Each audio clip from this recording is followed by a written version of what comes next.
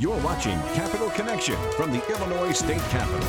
2 weeks ago, we had the Democrat running for the 13th Congressional District on our show, Betsy Dirsken-Londrigan, and now the incumbent joins us for, I guess, what you can call a response. Congressman Rodney Davis joining us. Good to have you with us. Thanks for having me, Mark. And congratulations to you and your rival for making the front page here of the Illinois Times. Candidates for Congress square off. The print edition right here in the flesh. So it looks like a lot of attention is now shifting from state politics to this race for Congress coming up in November. Certainly a busy time with parades and all of that going on. How do you see this race so far between you and your rival? Exciting. It's always exciting in a district that was drawn by Democrats a floor up from us here in the state capitol to actually elect Democrats in 2012. We beat the trend, and the district's been progressively moving in a more Republican direction. But it's a district that was meant to be competitive. It's a district that we always take very seriously, as we will this time. I'm going to take a closer look at some of the demographics and the issues of the race in just a moment. But first, some housekeeping, if we can, to talk about what's going on right now in Congress, in the White House, and also just in general, the perception of House Republicans right now taking a bit of a beating with Congressman Chris Collins from New York. I asked you the day this news broke, and you hadn't read the story yet. You've probably had time since then to process that. He's indicted for felony insider trading, allegedly, while standing on the lawn of the White House. What does this say about ethics in Washington when not just the first congressman to endorse President Trump, but so many others in the president's inner circle are being indicted, arrested, interviewed for these issues that are so close to corruption and these ethical, if not criminal, violations? Does that give you a concern about the perception of the Trump White House and the House Republican Party? Well, it's I don't think limited to Republicans, Mark. I mean, we're sitting here in the state capitol, and we've seen our fair share of Republicans and Democrats go to jail for corruption right here in our home state of Illinois. So much so that some of my colleagues joke about governors being in jail when I talk to them and let them know I'm from Illinois. But then I have to respond that corruption, it transcends everywhere. And it's very disappointing to see my colleague, Mr. Collins, be indicted and arrested for the charges. He was elected with me in 2012. We were freshmen together. I had a lot higher hopes that he would never put himself in a situation like this. Every congressman faces voters every 2 years. He's up again this November. Should he resign? Let's see what the charges bring. But if he's going to contend, if the stories are going to continue to come out that he obviously committed a crime, then that's surely something that I would hope any member of Congress would do. The president himself, his former campaign chairman, Paul Manafort, under different stages of investigation as we move forward with the special counsel, Robert Mueller. Your colleague, Congressman Mark Meadows, has filed articles of impeachment to get rid of Rod Rosenstein, who oversees the Mueller investigation. Is that appropriate? Well, the Rosenstein thing's never going to happen. I don't think you'll see Rod Rosenstein impeached, and I don't support that. When you talk about Paul Manafort, we have to remember that President Trump has said when he found out about Paul Manafort and his past, he fired him. Remember, Paul Manafort did not lead the Trump campaign to victory. That was a much different team. So he played a very integral role at the RNC, whipping the votes, the electoral votes there. I mean, he got delegates in the room. I mean, he was on the ground. I was at the RNC. I was on the ground in Cleveland. And you think he didn't have a sizable role there? Those things are done before the events even happen. Ted Cruz didn't think so. Ted, obviously because of his speech that night. Yeah. Well, let's move on to something else, though. You said that it's not going to happen. I want to know how you know that, because Congressman Devin Nunes was recorded at a private fundraiser. NBC News obtained this audio. He called it a catch-22 situation where, quote, it puts us, House Republicans, in such a tough spot. If Sessions, the Attorney General, won't unrecuse, and Mueller, the special counsel, won't clear the president, we, House Republicans, are really the only ones, which is really the danger, he says. He goes on to say, quote, we have to keep all these seats. We have to keep the majority. If we do not keep the majority, all of this goes away. What is all of this? Well, I think Devin is probably referring to a check and balance. When you listen to many of the Democrats that are running for Congress today, it's all about impeaching the president without going through a process. They've already been the judge and jury and want to impeach President Trump. I don't think that's the right thing to do. We need all the evidence to come out. And Chairman Nunes is seeing much more classified material at a higher level than we have. And I believe he's on the convinced. Intelligence Committee. Yes, So he's the chairman of the Intelligence Committee. And from some comments that he's made, he wants to release more documents. We have got to, in this nation, understand whether you are a Republican or a Democrat, if there is any accusation that the federal government has overstepped their boundaries at any agency, it's not about partisanship anymore. It's about American civil liberties. How is it not about partisanship? Judge Brett Kavanaugh said the only way for a sitting president to be penalized or to be punished for bad or criminal behavior is through the Congress, through the articles of impeachment. And you have Devin Nunes here saying if the Attorney General and the special counsel won't take their hands off, it's up to us. It is up to whoever holds the House to kickstart articles of impeachment if that's necessary. So how is it not partisan if it's partisan people wearing the judge, swinging the judge's gavel?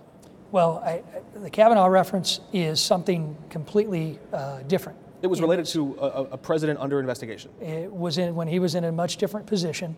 Now here we are today, and I don't see the evidence that President Trump needs to be impeached at all. I don't see the evidence that's coming out of the Mueller investigation. But let's let this investigation play out. I don't see a reason. And I think what Devin Nunes is talking about, and Devin's a friend of mine, is that we have got to make sure that the truth comes out. And truth means transparency. That's what I've been trying to do in Washington, is open the books. I actually led a project that opened up the House finance spending so that we are the most transparent branch of government. If you want to know how every member of Congress and every House office spends every penny, go online. It's searchable and it's sortable. Even Common Cause gave me opportunities to take credit for that, because transparency matters. And the DOJ needs to be transparent about the FISA process that they used on an American citizen. If you support transparency, would you then oppose this regulation or this reform idea that Treasury Secretary Mnuchin just put into place a few weeks ago that said the IRS will no longer collect donor information from 501c4 organizations? These are politically active groups like the NRA, like unions. They're on both sides, but this is where dark money often flows through politics. That teaches us and informs us a lot about what shapes a politician's interest, what money comes to them.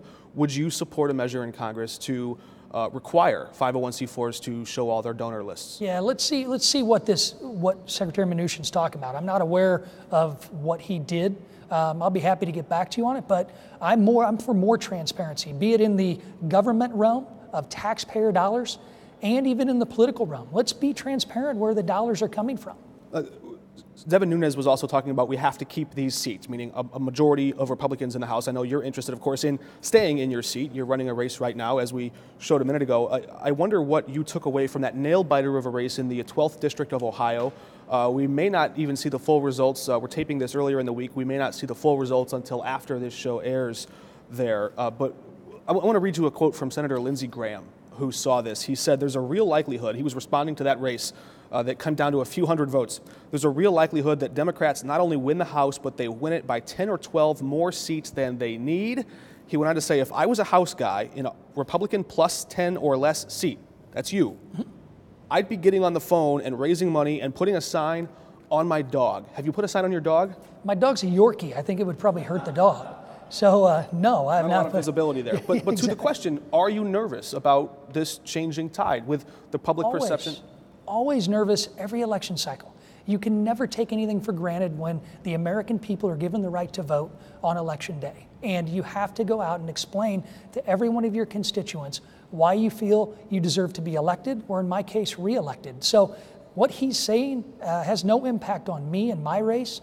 But he's talking about Midwestern races where Republicans have held a lead in the past. Sure. He's looking at Ohio 12. He's talking about South Carolina races. He's talking about Virginia races. He's talking about Georgia races. Sure. Lindsey's talking about a lot of races throughout this country. And he's right. Every Republican has to be ready. You just said you wanted to explain to every one of your constituents. Your opponent has said she promises to pledge and hold town halls out in the open. Your event with Ivanka Trump was a very select audience. People were invited there.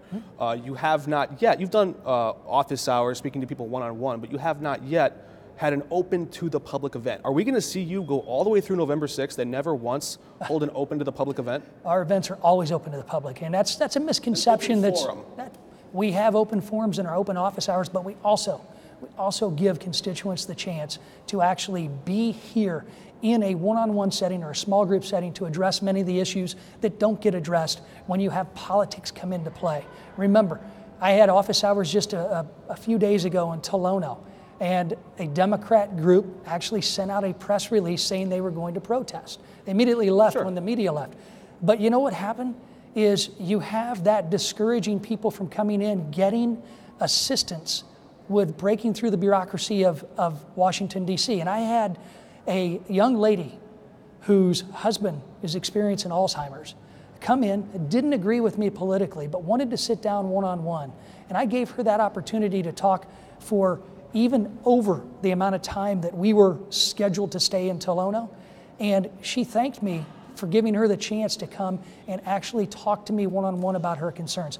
We have dedicated a lot more hours than would be dedicated in politically motivated town hall meetings to actually staying in an office, meeting with small groups, those you agree with, those you disagree with, than we ever would holding a town hall in a rural area that's packed with Republican or Democrat activists for an hour. And you come here and talk with us and take tough questions in front of a large audience, and we appreciate you doing that. But there is a hunger for a big group to see you talk to that lady and hear your answer. I wonder why you wouldn't do that. I've been to some of Betsy Dirsken-Londrigan's town halls. I've heard Republican women stand up and ask questions where I'm sure you would like a chance to answer and respond. It certainly looks like your campaign is playing defense. No, certainly not, which is why we're still going out doing the exact same thing that I've done over the last 5.5 years in spite of political opposition. Remember, those who are politically opposed to you are going to try and create a narrative that's not true. And I would put the hours that we've spent talking to our constituents throughout this district. Couldn't you easily debunk that false narrative by holding an open town hall? And will you do that anytime before November 6th? Well, I can't wait to debate my opponent. And that's going to be a tremendous opportunity for both of us to stand there and talk about what we plan to do as a member of Congress or as somebody who wants to be a member of Congress. And I cannot wait for those opportunities. One of the more interesting issues that is already coming forward in this race is the idea of tax cuts. You're campaigning on their effectiveness to the economy, what they've contributed to the economy. She's saying they were bad for most people and only helped the rich. President Trump just tweeted, quote, "I never sought the globalist Koch brothers' support. I don't need their money or bad ideas. They love my tax and regulation cuts, judicial picks, and more. I made them richer," he said. Did the tax cuts make the Koch brothers richer?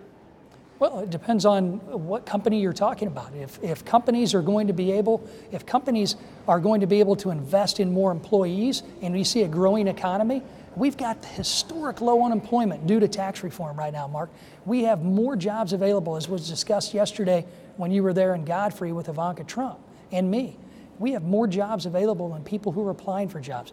I chose with tax relief economic growth, and statistics are showing right now that because of this economic growth, that many in the Democratic Party and many who opposed to our tax reform bill stated that we would never get to 3% quarterly growth. We're already at 4.1%. 88% of what the Congressional Budget Office said the tax cuts were going to cost, according to a recent Wall Street Journal op-ed, those have been paid for because of economic growth. I will always choose, as a member of Congress, economic growth and opportunity for the people that I serve, rather than dependency on perpetual government programs and a lack of opportunity and a lack of jobs.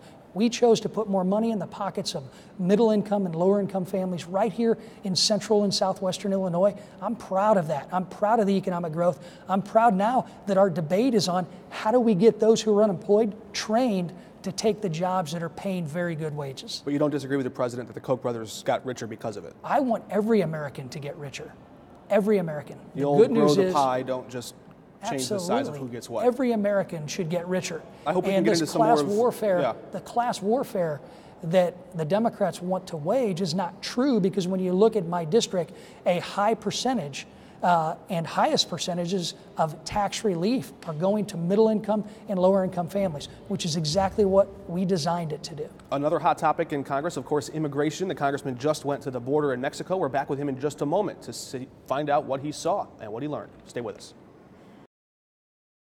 You're watching Capital Connection from the Illinois State Capitol. We're back now with Congressman Rodney Davis, who's facing an election challenge this November. Congressman, it's good to have you back with us. There's perhaps no more controversial issue, no more issue that has evaded Congress for decades than this issue of immigration reform. I understand you just visited the border at San Diego, right there by Tijuana, and saw some drug tunnels. What did you learn coming back from that trip? Maybe something that you didn't already know about immigration, that seeing firsthand turned something on for you. Was there a moment like that? Oh, many moments. Number one, the Democrat mantra of abolishing ICE. They obviously haven't gone to the border. That's a very select audience of Democrats who say that, a sliver of them, not all of them. There's a lot more than what you than what you're alluding to that are talking about abolishing ICE. I would call it their party mantra. Many Democrats, sure. Many Democrats who are the loudest voice in the Democrat Party right now are calling for abolishing ICE and open borders. What I saw there were hardworking Americans, hardworking people that deal with people who are breaking the law, crossing the border every day, and we got to see the facilities that they're immediately housed in and the care that are taken of those individuals. You mean the detention centers? Absolutely. Where some children are and mothers and fathers are separated. Did you see any of that? There's no separation of families. Not continuing, but there are still families who are not yet reunited. You know what there's separation of? People who say they're a family, and the ICE agents believe they might be human traffickers. We just saw an instance of this in Texas. I didn't witness it in San Diego, where somebody was trusted with taking a young girl across the border to get her a job. And this gentleman who said he was her father was just arrested and charged with multiple sexual assaults on this young lady and completely took the trust of that young girl away. And it's our ICE agents that actually noticed this, didn't think that that person was her father, and he's now being charged and he should be locked away for the rest of his God-given life.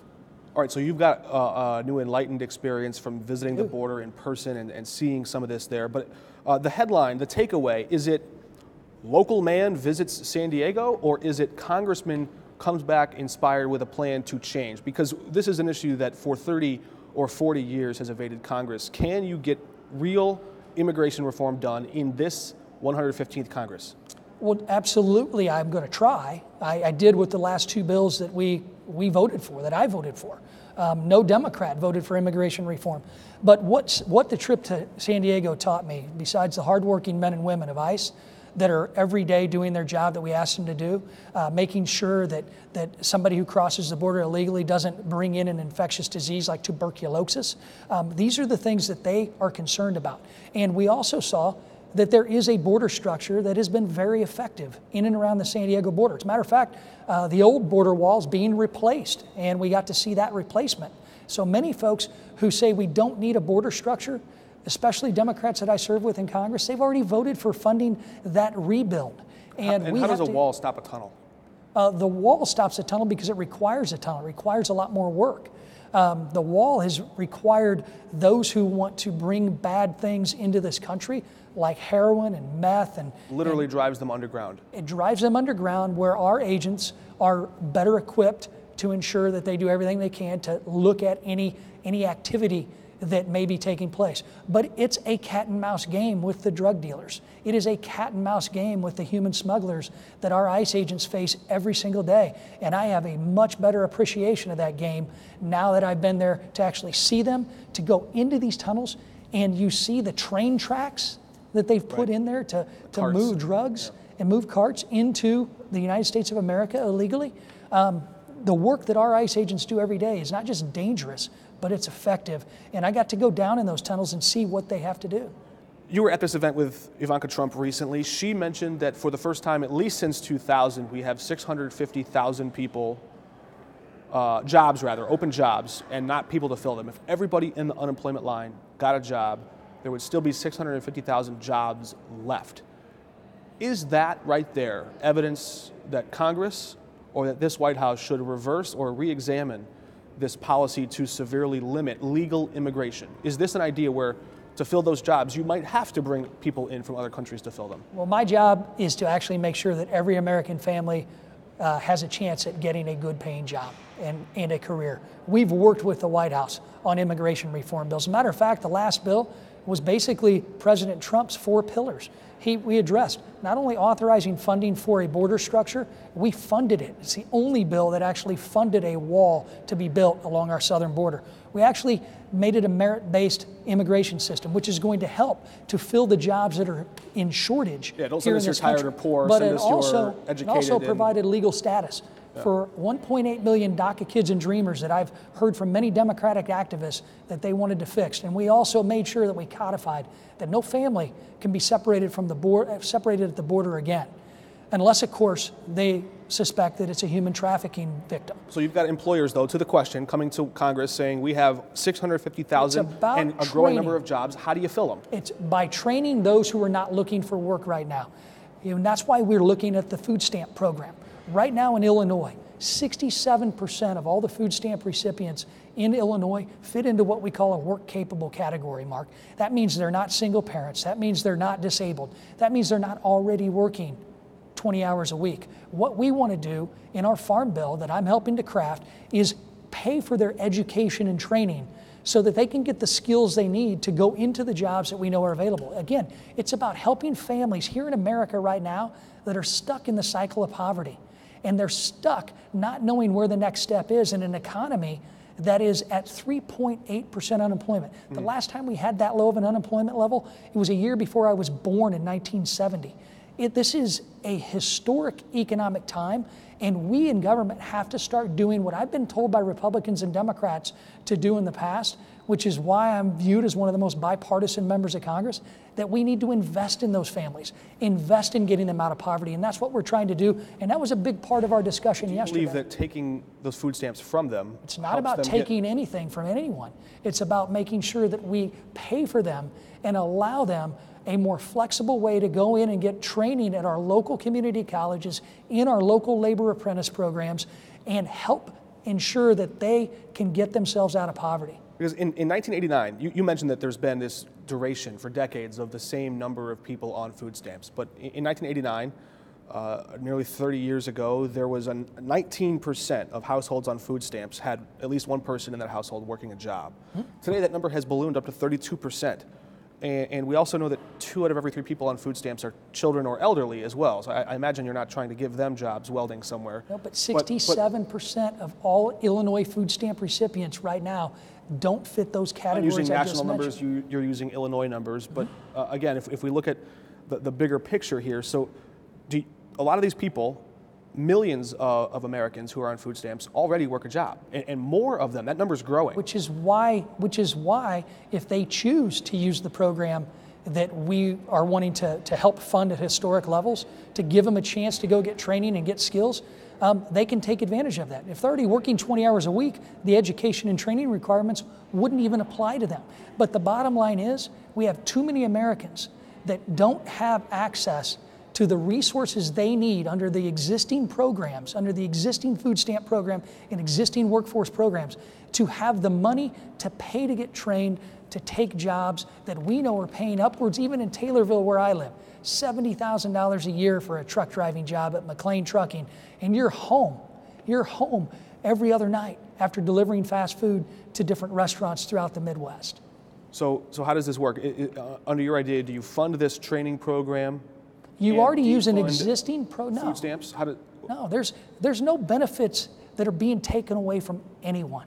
That's the Democrat talking point that just is not true. What we want to do is use an existing SNAP, that's our food stamp program, the SNAP program. We want to use an existing SNAP education and training program that Illinois already gets $20 million a year under, and make it work, make it more flexible, and partner with our local community colleges, our labor training and apprenticeship programs, to get families who may want to get out of that cycle of poverty, who may want to get a job where they work more than 25 hours a week, and get a good paying job that may pay $70,000 a year in a small town like Taylorville. And those are opportunities that too many families are stuck in under this current government programs that we have today. We're going to make changes to that. That's my goal. And that is exactly what we talked about yesterday. We need to get more people at Lewis and Clark Community College into that welding program. All right, we asked your opponent, Betsy Dirsken-Londrigan, when she was here, how many times you plan to debate and when that will happen. Do you have a number? How many times you're willing to debate her? I'm more than willing to talk about it, but I'm sure we'll have plenty of opportunities, and I'm looking forward to them. But you're not going to pigeonhole yourself into a number just today. You're willing to talk about it. Oh, At absolutely. least one debate. More than one debate? Oh, absolutely. All right. We will see where this race goes. Less than 3 months until Election Day. A lot of parades in your near future, I predict. Congressman Rodney Davis, thanks for joining us. We're back in a moment.